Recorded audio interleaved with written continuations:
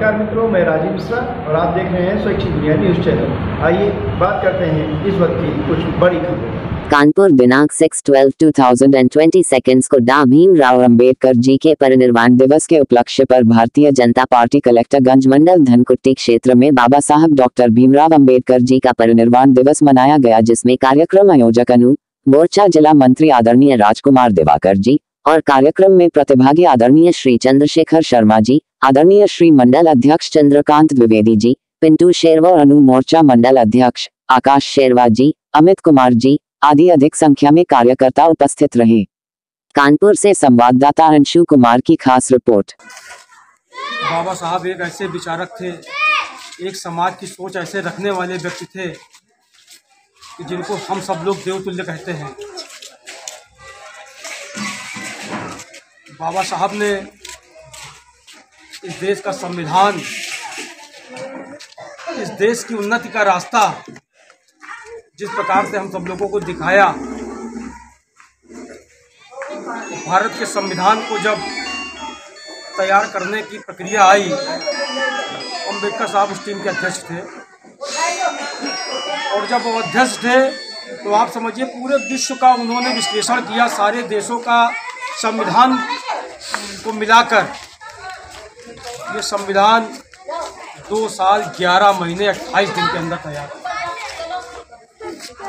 और बाबा साहब की एक बहुत अच्छी बात थी कि एक अमेरिका के विदेश मंत्री भारत का दौरा था और जब दौरे पे आए तो उनका 2 लोगों से मिलने का विजिट था। एक भारत के प्रधानमंत्री जवाहरलाल जी से, दूसरा अम्बेडकर साहब से।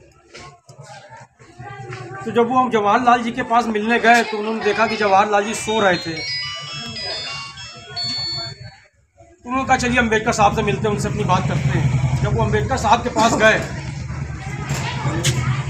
तो अम्बेडकर साहब लालटेन की रोशनी में बैठे लिखा पढ़ी कुछ कर रहे थे।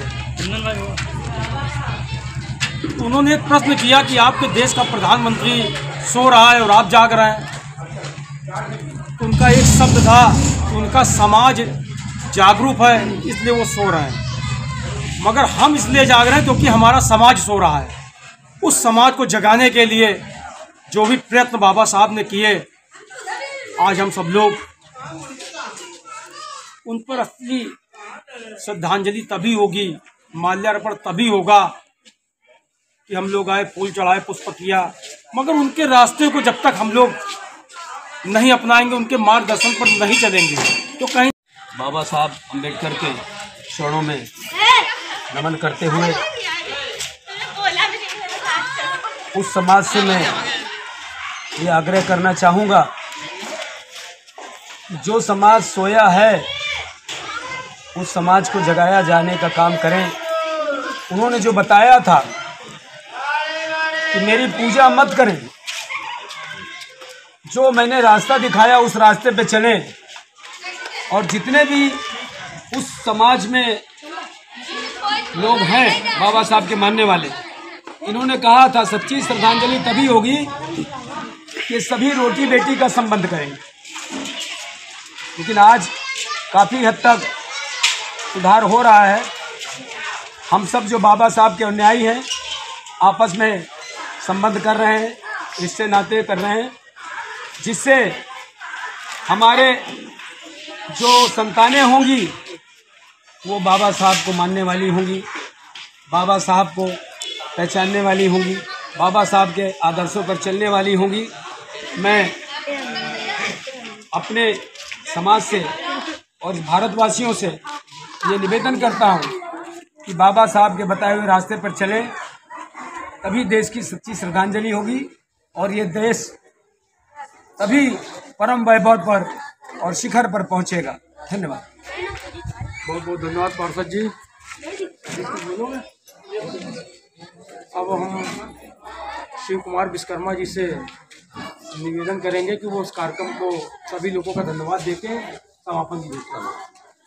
कलेक्टर मंडल से आज भी हमारे जिले के सब मीडिया प्रमुख रमाशंकर अग्रही जी, वार्ड के पार्षद रमेश हटी जी, अनुसूचित मोर्चे के मंडल अध्यक्ष हमारे पिंटू सिल्वा जी, ओबीसी मोर्चे के मंडल अध्यक्ष सतीश जी, मंडल में उपाध्यक्ष हमारे भाई अमित पांडे जी, मंडल में मीडिया प्रभारी हिमांशु ओझा जी, मीना बहन जी,